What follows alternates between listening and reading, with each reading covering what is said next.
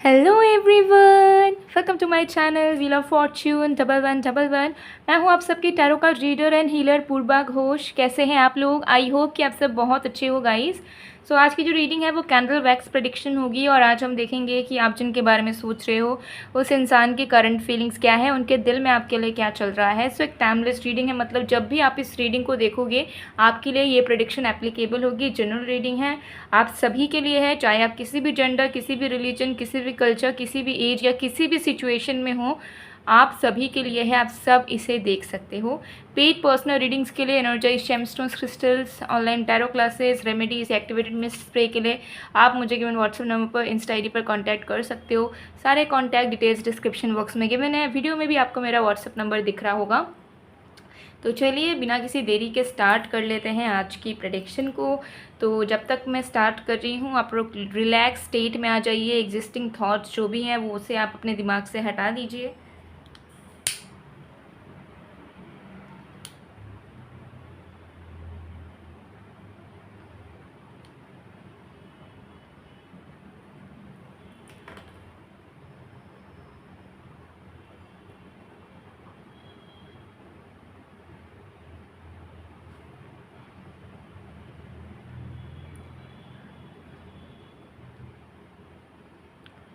इस फ्लेम पे फोकस कीजिए एंड जिनकी भी करंट फीलिंग्स आप अपने लिए जानना चाहते हो उस इंसान का नाम 3 बार आपको लेना है। ओके, मैं आपको टाइम दे रही हूँ। फोकस कीजिए इस फ्लेम पे।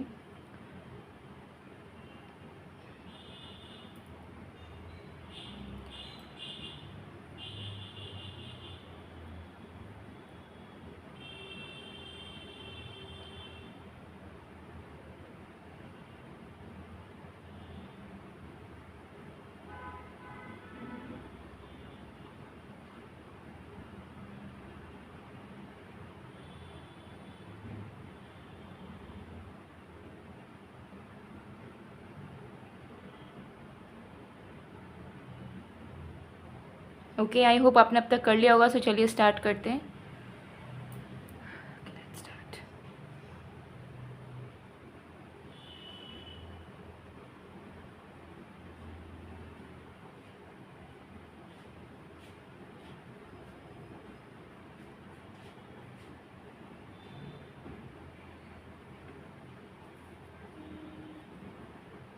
ओके, आपके पर्सन की करंट फीलिंग्स में मुझे यहाँ दिख रहा है कि आपके पर्सन को ऐसा फील हो रहा है कि चीज़ें इस तरीके से बदल रही हैं, बदल चुकी है कि पहले जैसे अब चीज़ें नहीं रही, सिचुएशंस नहीं रहे। ठीक है, इन्हें अचंभा हो रहा है। ठीक है, दे आर सरप्राइज्ड कि क्यों सिचुएशंस बदली और पहले से ख़राब हुई। ठीक है, पहले जो चीज़ें आप दोनों के बीच में बहुत स्मूथली हुआ करते थे, पहले जो आप दोनों एक दूसरे के प्रति बहुत एक्सप्रेसिव रहा करते थे, एक दूसरे से चीज़ें शेयर किया करते थे, एक दूसरे से ढेर सारा प्यार करते थे, एक दूसरे को जताते थे हर एक पल, तो ऐसा क्या हो गया कि सडनली आप दोनों की इच्छाएं ही मरने लग गई। आप दोनों दूर होने लग गए। ठीक है, आप दोनों अपने अपने लाइफ में इतना व्यस्त हो गए कि आप दोनों को ये ख्याल आना बंद हो गया कि आप दोनों को एक दूसरे की ज़रूरत है। या फिर एक वक्त था जहाँ पे आप दोनों घंटों घंटों एक दूसरे के साथ बिताते थे। ठीक है, मुझे यहाँ दिख रहा है कि आपके पर्सन कहीं ना कहीं थोड़े से दुखी है क्योंकि उन्हें ऐसा महसूस हो रहा है कि पहले जो एफ़र्ट्स आप दोनों ही एक दूसरे के प्रति डाला करते थे उसका सिर्फ 10% ही आप लोग करंट एनर्जी में डाल रहे हो।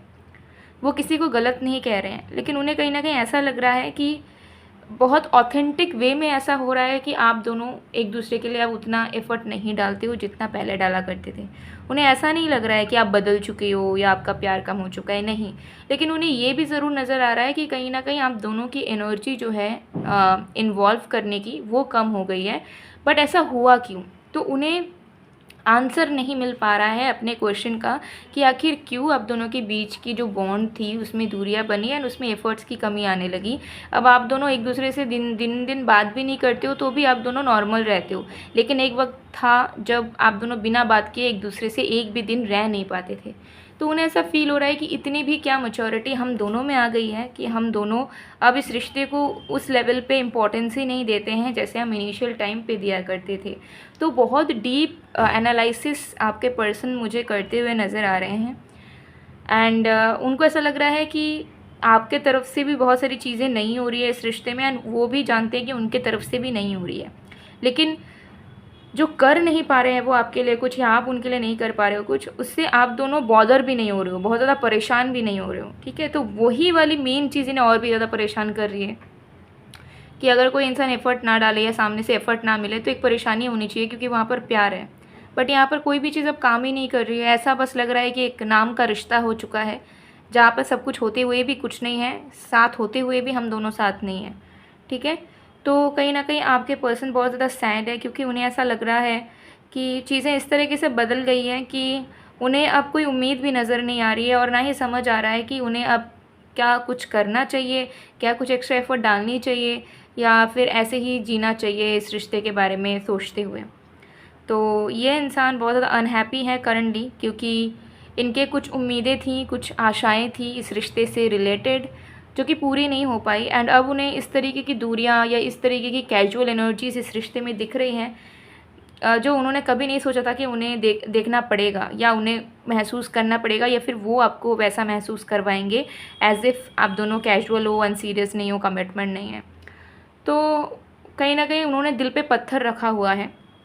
ठीक है, क्योंकि मुझे लग रहा है कि ये कुछ बोलना नहीं चाहते हैं, क्योंकि ऐसा फील कर रहे हैं ये कि अगर ये कुछ बोलेंगे आपसे या कुछ शेयर करने आएंगे और इस बारे में बात करने आएंगे तो ये मिसअंडरस्टूड हो जाएंगे आपके थ्रू, आप उन्हें गलत समझ लोगे या फिर आप उन्हें कंसिडर नहीं करोगे उनके बातों को। तो इसी वजह से इन्होंने दिल पे पत्थर रखा है कि ठीक है, मुझसे भी नहीं हुआ है बहुत कुछ, इस इंसान से भी नहीं हुआ बहुत कुछ, इसे सुधारने के लिए हम बात करने जाएंगे तो बात और बिगड़ जाएगी, जो झगड़े में बदल जाएगी, या हो सकता है एकदम ज़िंदगी भर के लिए एक दूसरे की फिर शक्ल भी हम ना देखें। ठीक है,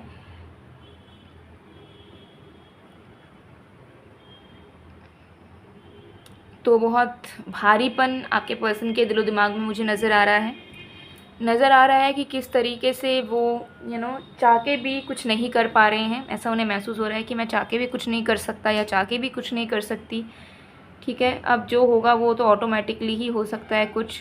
ठीक है, अगर इस रिश्ते में कुछ अच्छा होना होगा, इनका दिमाग नहीं मान रहा है कि इस रिश्ते का कोई भविष्य है, इस रिश्ते का प्यार फिर से जागृत हो सकता है, लेकिन इनका दिल कह रहा है कि अभी भी उम्मीद है, अभी भी पहले जैसे सब कुछ ठीक हो जाएगा, ये बस समय समय की बात है। तो ये समझ नहीं पा रहे हैं कि इन्हें कौन से थॉट को प्रायोरिटाइज़ करना चाहिए, उनके दिमाग की बात मान लेनी चाहिए या फिर दिल की बात माननी चाहिए। तो जो पैशन, जो उम्मीद इनका बुझ चुका है या बुझने वाला है ऑलमोस्ट, उसे वो कहीं ना कहीं अभी भी बुझाना नहीं चाहते हैं।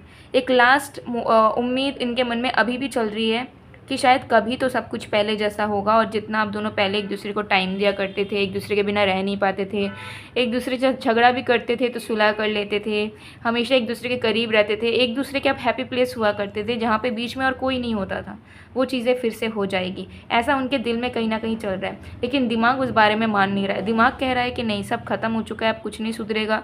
ठीक है, तुम ऐसी ही रहो, तुम कुछ ट्राई मत करो।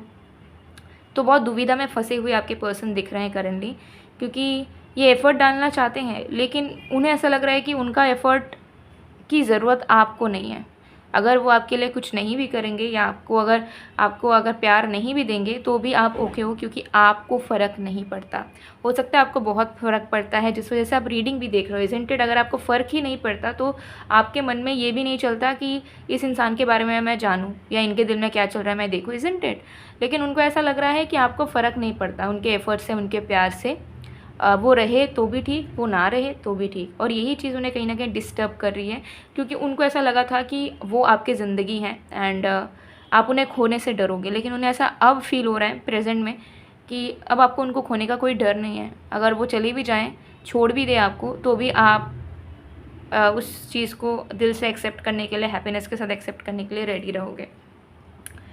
ठीक है, तो यही सारी चीज़ें आपके पर्सन के दिलो दिमाग में करंटली चल रही हैं। बहुत ज़्यादा कॉन्फ्लिक्टेड हैं आपके पर्सन इस वक्त, क्योंकि दिमाग और दिल में कोई तालमेल नहीं है, कन्फ्यूजन्स बहुत भरे हुए हैं। ओके, एंड डेफिनेटली एफ़र्ट्स डालना चाहते हैं, बट ऐसा फील कर रहे हैं कि आपको ज़रूरत नहीं है उनके एफ़र्ट्स की, and you are totally unbothered and you don't even care. ठीक है, तो आपकी एनर्जी हो सकता है कि वो महसूस नहीं कर पा रहे हैं। ठीक है, हो भी सकता है कि आप प्रिटेंड कर रहे हो as if you don't care और आपको कोई मतलब नहीं है, बट डीप डाउन आप भी इन्हें बहुत प्यार करते हो, आप भी इनके लिए बहुत कुछ करना चाहते हो, लेकिन आप दिल में जो सोच रहे हो या दिल में जो फील कर रहे हो वो एनर्जी उन तक नहीं पहुंच रही है। वो उतना ही देख पा रहे हैं जितना आप उन्हें दिखा रहे हो या फिर वो बाहर से देख पा रहे हैं। ठीक है, तो यही करंट फीलिंग्स आपके पर्सन की चलती हुई नज़र आ रही है। ठीक है, तो इस कैंडल को मैं मेल्ट होने दूँगी, इसे मैं साइड में कर देती हूँ। सो चलिए कुछ चैनल्ड मैसेजेस भी देख लेते हैं। ठीक है, देखेंगे कुछ डीप मैसेजेस के पर्सन की तरफ से आपके लिए।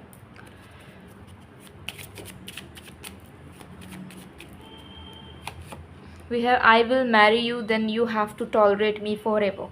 तो देखिए यहाँ पर ना एक एनर्जी दिख रही है इनको कि ये तो आपके साथ जीवन बिताना चाहते हैं, लेकिन शायद अगर आप इन्हें अपना भी लो ज़िंदगी भर के लिए तो आप इन्हें बर्दाश्त करोगे, आप दिल से उन्हें अपना नहीं पाओगे कभी, क्योंकि यहाँ पे टॉलरेट वाली एनर्जी है। एंड ये मुझे मजाक वाली फीलिंग नज़र नहीं आ रही, मुझे लग रहा है सीरियस। दे आर फीलिंग कि वो आपकी ज़िंदगी में एक बर्डन है, एंड अगर वो आपके साथ कुछ सीरियस होना भी चाहेंगे या कमिटमेंट देना भी चाहेंगे तो हो सकता है कि आप के लिए वो बोझ बन जाएंगे। ठीक है, आप उन्हें अपना तो लोगे लेकिन उन्हें एज अ बोझ ट्रीट करोगे। My ego and pride destroyed everything feeling guilty. तो थोड़े बहुत गिल्ट भी है मन में, क्योंकि उन्हें कहीं ना कहीं लग रहा है कि ईगो के वजह से भी उन्होंने बहुत बार चीज़ों को इतना खींचा, इतना ख़राब किया कि आपका ही मन उठ गया हर एक चीज़ से। I am coming back, will you accept me now please. तो वापस तो आना चाहते हैं, अगर आप दोनों अलग हो, सेपरेटेड हो, आपकी ज़िंदगी में लौटना चाह रहे हैं, लेकिन इनको कन्फ्यूजन है कि आप उन्हें अपनाओगे या नहीं अपनाओगे। I am so burdened, please hold my back, your baby loves you. तो डेफिनेटली बर्डनड है, क्योंकि बोझ है मन में, क्योंकि उन्हें ऐसा दिख रहा है कि कितना कुछ बदल गया है आप दोनों के बीच में, जिन्होंने कभी भी मतलब जीवन में भी एक्सपेक्ट ना करा हो कि ये चीज़ उन्हें आपसे दिख सकती है, जो कि उन्हें रियलिटी में होती हुई नज़र आ रही है।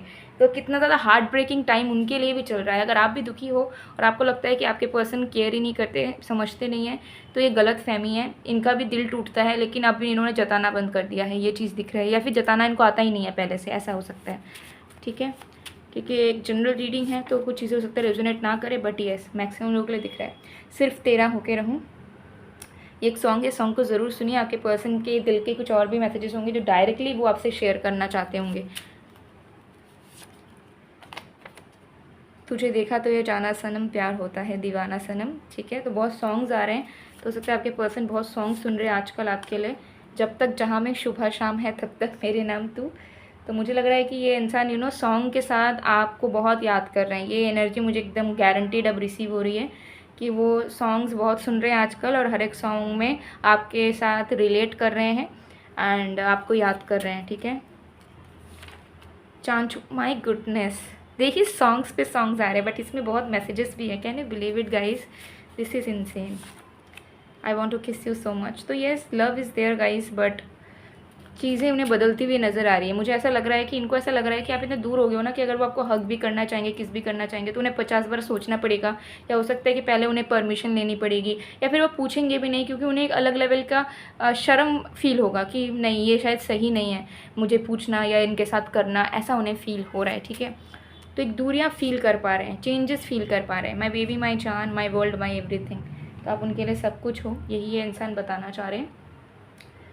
And bottom of the card से we have I will come back. तो वापस तो आना चाह ही रहे हैं गाइस। तो अगर आपका सेपरेशन है, नो कॉन्टैक्ट है, और आप इस इंसान को दिल से चाहते हो, आप एक काम करना, आप किसी खाली प्लेस में, ठीक है, बैठ जाओ, अपने आँखों को क्लोज़ कर लेना, और क्लोज़ करके अपने पर्सन को विजुअलाइज़ करो एज इफ़ कि वो आपके आँखों के सामने खड़े हैं। ठीक है, एंड खड़े होके बोलो कि if you are coming back to my life then I am okay, और I am happy to have you again in my life.